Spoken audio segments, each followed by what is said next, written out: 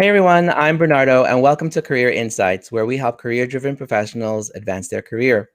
And if this is your first time here and interested in learning the latest tips, tutorials, and expert interviews with senior executives and experts on how their career journey went, feel free to click subscribe and hit the bell to be notified when new content is made available. So I'm super excited because today we have Anna Liebel. Anna is a expert that primarily focuses on helping leaders reclaim their zone of genius by eliminating reactivity, transforming their leadership, and helping them become catalysts for thriving company culture. So Anna, welcome so much. We're going to be joining here. Hi, Anna. How are you? Hi, Bernardo and everyone. Happy to join you here today. Yeah, I'm super excited that you're able to join us. So first, let us know where you are and tell us a little bit about yourself. I'm in Iceland, so halfway across between you and the European countries in the Atlantic, the little island with a lot of wind, fire, and ice. I'm originally Ukrainian, but live here since 2 years ago. And as you said, I work as a leadership consultant. Fantastic. So how did you get started in specifically leadership? What motivated you to focus on that particular area? It's a passion and a talent, I would say. So I have a background in project management, especially in engineering industries and product development. And I've been working with people for quite a while. And I realized that people part is my favorite part of project management, the part that I'm best at and that I enjoy most. So when we moved here from Sweden with my family and I had to search for a new job, I just decided to start my own business instead of going back into the corporate. And the choice of the industry was quite obvious. So for those that are joining us, whether on YouTube, Twitter, or Facebook, feel free to ask us any questions as we're interacting with Anna. So one of the things I was going to get curious to more learn about is when you're working with leaders and specifically industries, what area do you enjoy working with most, or particular types of leaders that you try to help out? You know, Bernardo, most of my clients are high performers. So they are those people who have succeeded in their career, who've got it all from their outside, but something inside is not aligned. And what I like working most with those people is the self-leadership. So how they can lead themselves in a more sustainable way, because that is creating ripple effects for them leading the other people around them, both at work and in their private life. Especially what I was curious to get your thoughts now that people are working remote and leadership typically happens in person. How have you found, with the clients that you've worked with or the industry, how they've been able to migrate into virtual leadership? It's been a lot of people struggling with that, but I would say that those people who have the prerequisites of a good leader, they didn't struggle with that as much, as long as the tools allowed, and which happily for all of us was quite okay in 2020. So the curiosity and the empathy, the feel for people and willingness to serve your people, those are the prerequisites I'm talking about. So the leaders who have those in their toolbox or as their way of thinking and acting, they found the creative ways to be present for their people and to support them and to challenge them when needed. Fantastic. And one of the things that, when we were talking before is around how you help leaders go from very stressful situations to success. Tell us a little bit more about what does that mean and how do you help leaders make that transition? It's quite easy for us to get on the spinning the wheels and on the hamster wheel, right? And just start being in the firefighter mode. There are a lot of prerequisites or requirements from the outside environment, and a lot of people have their agendas. And if we are not careful enough about our goals, our vision, then we get influenced by those agendas of the others. And by no means do I mean that you should not care about them, but you always need to put yourself first. To be a really good leader, you really need to take care of yourself. And that not only means self-care, physically and mentally, which is the pillars, the basics that we always talk about, but it's also about caring about your values and being aligned with them every day. So once you're aware of those, you can actually create the possibilities for yourself to get out of that stress and to keep serving your people, but do it in a way that is sustainable for you and for your organization and your team and your people. When you were mentioning about high performance leaders, one of the things that, and I don't know if you're on Clubhouse, I've been joining recently, and I've been hearing, and it's not just there, by the way, I hear a lot about imposter syndrome, and I have my take on it. A lot of it, and I'd love to get yours, but what I see it as, it's a matter of fear of failure, fear of I know there's a fear of fakeness or feeling of exposure, when, for those that are not familiar with imposter syndrome, meaning like you don't feel qualified to specifically lead, and so there's a level of insecurity, and as a result of that, it can manifest itself into micro management or a whole host of other things that may lead into like a self-fulfilling prophecy, which is, if I can't, then you won't, because you've already put that into your mind. Love to get your thoughts as to not just only imposter syndrome, but where have you seen that when it comes to working with leaders? It's actually a very good question, Bernardo. I got hung on it for a very long time, just a couple of weeks ago, listening to a fellow leadership podcast, and there the hosts were discussing that they always have the imposter syndrome, and they also referred to Clubhouse, and that they have been listening to some discussions there. And I thought, I haven't been having imposter syndrome for ages now, and I was like, what's wrong with me? It always been there. And it took me several days to understand, like, heck yeah, I have it. It's just the mindset that has changed, and the imposter syndrome is not stopping me, and it's not filled that much with fear. So that is where I found the results, or saw the results of all the personal development work that I've been doing on myself, that I realized, like, okay, here I'm out of my comfort zone. Here I'm doing something that I might not be best at, but I want to learn because it's aligned with my mission. Doing this, whatever it is part of me getting my goals, building my legacy in my life. So I'm just going for imperfect action. Sorry. No, go ahead. I'm listening.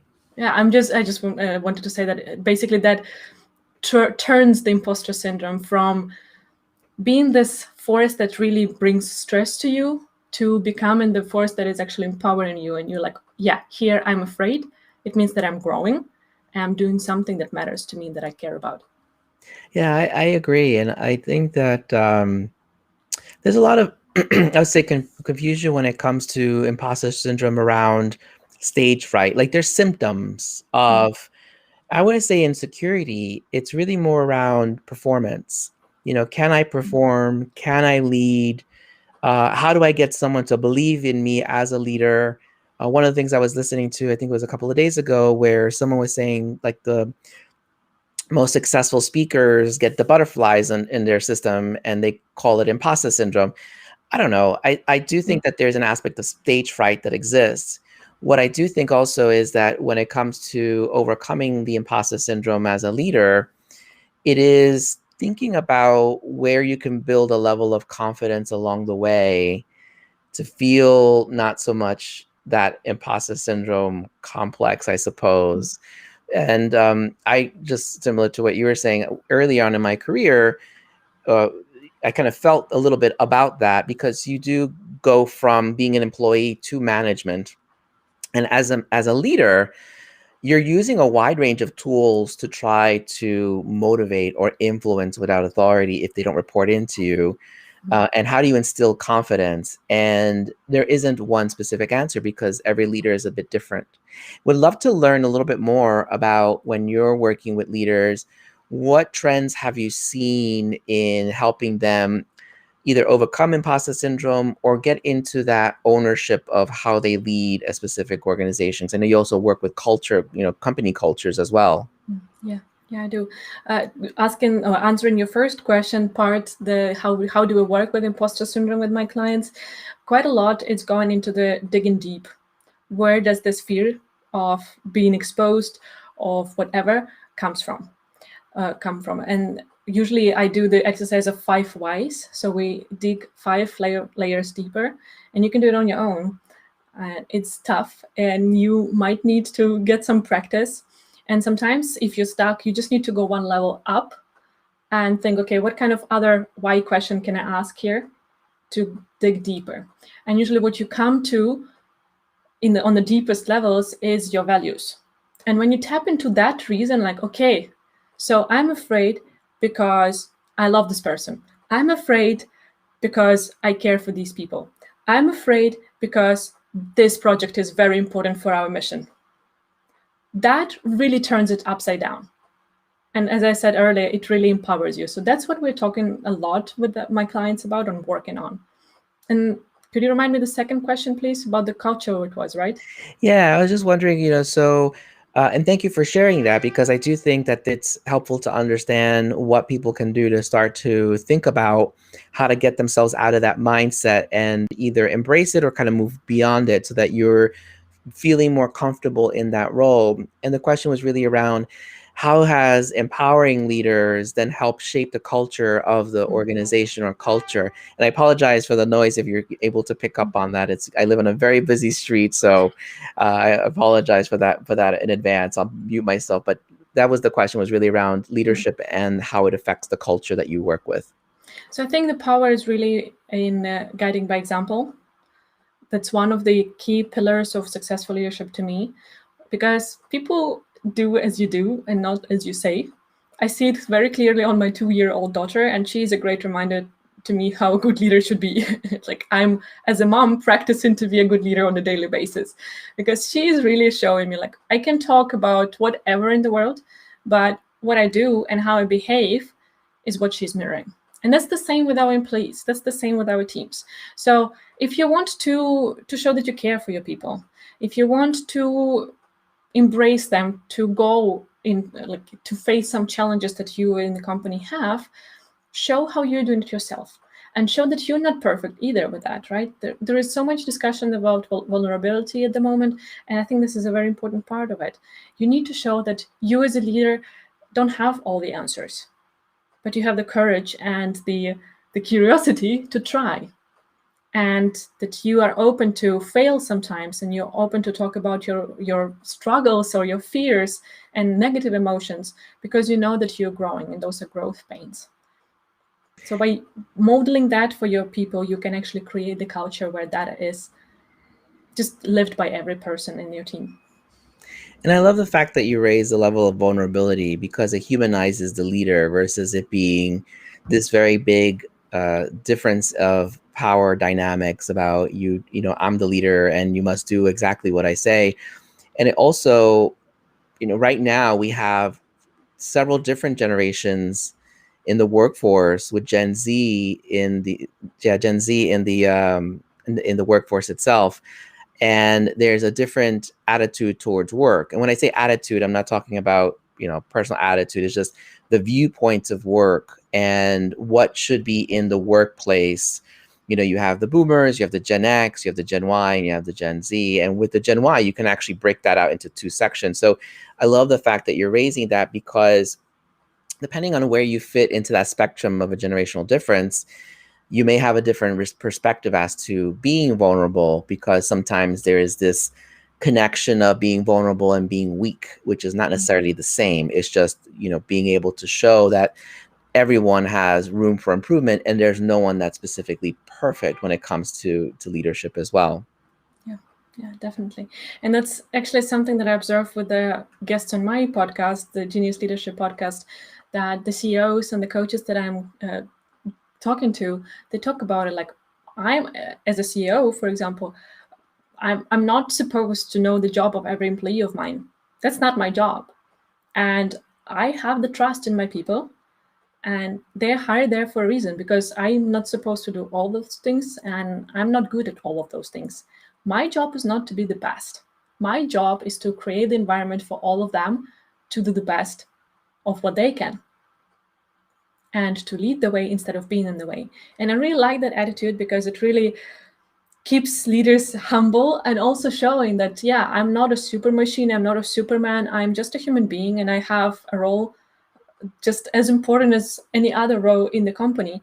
But it might be different, I might have more responsibilities, but it doesn't mean that it's better in any case or in any way. I completely agree. And when it comes to leadership, what I was going to say, and vulnerability, what what does when you cover your podcast, tell us a little bit about your podcast itself and what kind of topics do you cover? Oh, it's the whole range of topics, everything related to leadership, how I see it. And for me, leadership is everywhere. But for now, as I said, the name is Genius Leadership, Overcoming Everything podcast. And I invite both leaders in the corporate world and entrepreneurial. I invite investors. I invite social entrepreneurs who are working on improving society in some way. And also the coaches and researchers who are specializing in the leadership topic. And we discuss things like failure and attitude towards failure, self-leadership, which is my passion. Quite soon I'll have a whole series of diversity and inclusion from different perspectives, from the research perspective, from employee perspective, and the leader perspective.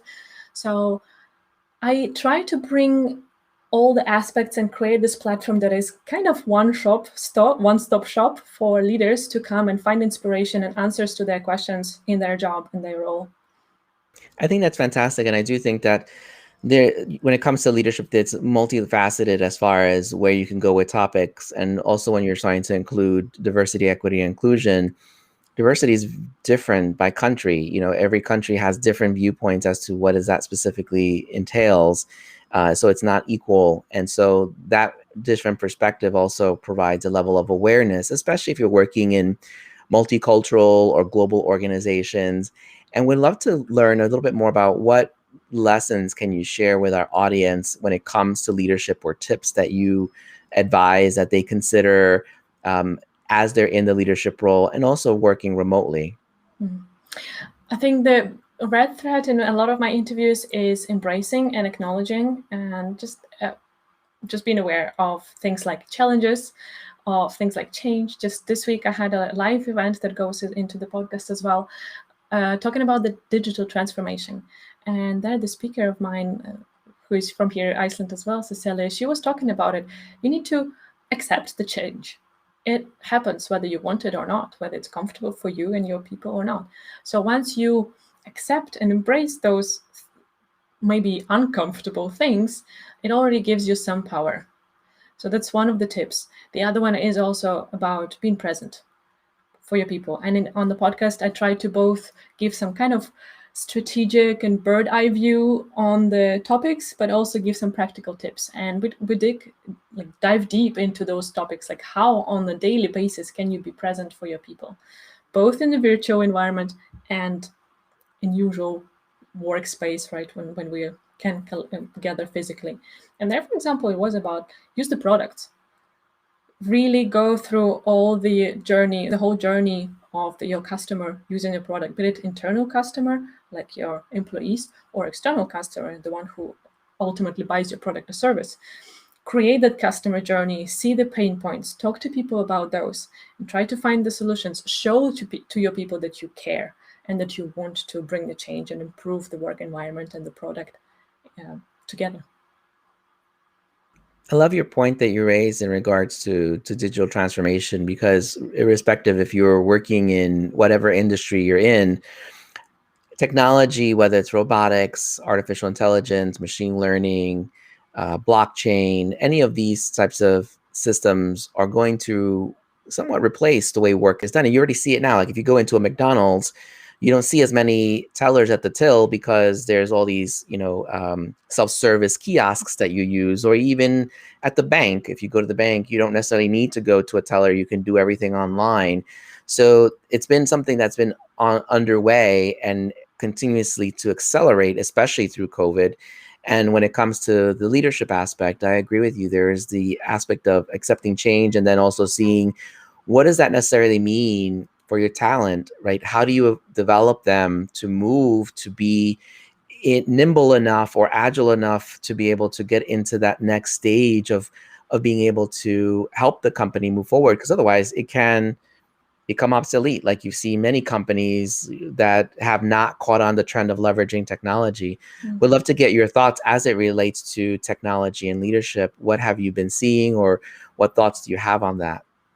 Well, I can actually tap into this example with the digital transformation speaker of mine, Cecilia. For the last 1.5 years, she's been working for Icelandic Post, which is a big organization. The whole country depends on it. And they started, there was quite a big change in the leadership team, and they came with this visionary team who wanted to transform it and really to create the digital transformation in the company and how the services are delivered. And then COVID struck. That meant that all the digital part of their service delivery had to accelerate at an enormous rate.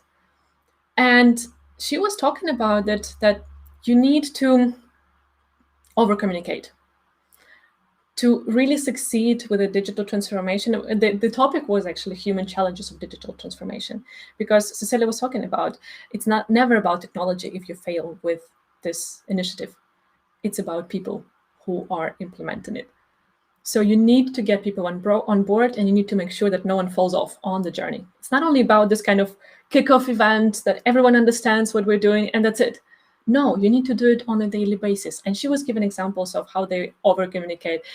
She said, we used all the channels possible and impossible within the company. We also did quite a lot of PR with the media in Iceland, so that our employees, those who might be not reading our intranet page, they might be reading the local news, and they get information about what we're doing from outside. So over-communicate, because if you think that you communicate enough, try another channel. Try one more newsletter or something, just to make sure that people are staying on board with you. I agree with you 100%. When it comes to the aspect of transformation, the change management and the communication is an area that many times gets overlooked. And it is a behavioral change and a psychological change that people tend to forget when you are doing some sort of transformation. And so I'm glad to hear that communication is key. I wanted to just kind of take a minute to see if there was anyone in our audience that had any specific questions before we go to our last question. And I'm also going to mute myself because it's going to get a little louder over here. But let's see if there's any questions coming up.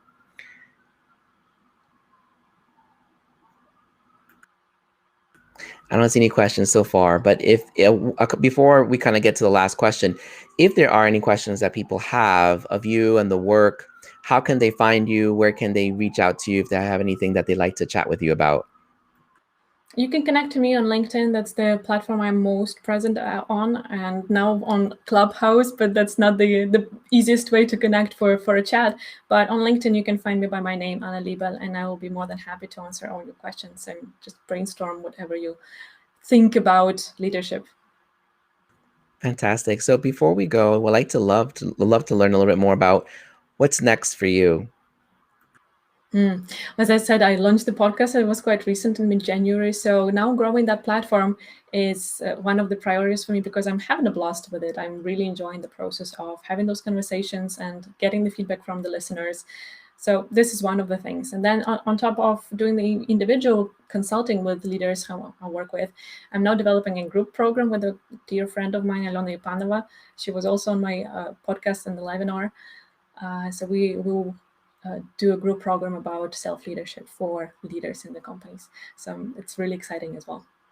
Fantastic. And is your podcast on Apple, or is there a particular route that they can find it, or is it just Google it? And I'm actually, no, just Google it. It's on Apple Podcasts, Google Podcasts, Spotify, Stitcher, more platforms. And if someone comes to me and say, hey, I'm usually listening to podcasts on this platform, I don't find yours, just let me know, because I'm trying to cover as many platforms and be as approachable as possible. Fantastic. We really thank you so much for being able to join us. I don't necessarily see any specific questions coming into the audience, but that doesn't necessarily mean that they won't come our way after this particular live stream. So I wanted to thank you so much for being able to join us this morning and this afternoon for you. Thank you so much, Bernardo. It was a pleasure. Fantastic. So thanks everyone for being able to tune in with our conversation. If there are any questions that do come up, feel free to follow or send any of them to these channels that I have here, which is Professor Tirado on Twitter, Instagram, TikTok, Clubhouse. There's so many of them, I have to say. You everywhere. Facebook, YouTube. So feel free to reach out. I'm easily accessible. And if there's any questions that you have for Anna, either feel free to reach out to me or directly to Anna. Thank you so much for joining, and we will be back with you sometime next week. Take care. Have a great day. Take care.